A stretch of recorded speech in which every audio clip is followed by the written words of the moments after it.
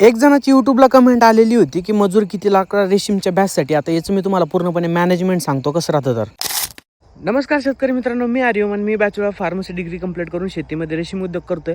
आता एक लक्षात घ्या, अंडी पुंज आणल्यानंतर आपल्या शेडमध्ये आळ्या आणल्यानंतर 1 ते 10 दिवस म्हणजे चौथा मोड बशीपर्यंत एक जण पण त्याला हँडल करू शकतो.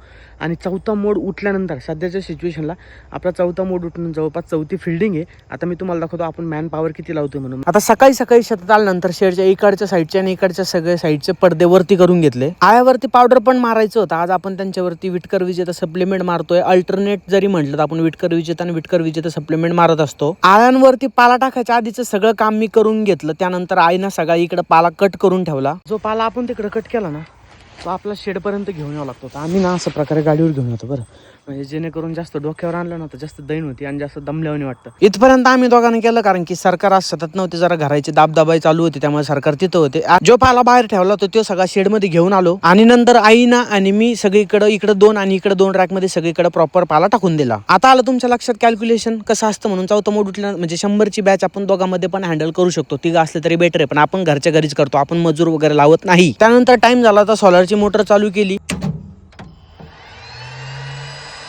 म्हणजे शेडला पाणी लागण आणि जी सगळी हवा आहे तिथं पूर्णपणे थंडी जाईल, म्हणजे टेम्परेचर मेंटेन राहील. जर व्हिडिओ आवडला असेल तर लाईक करा आणि फॉलो करून घ्या.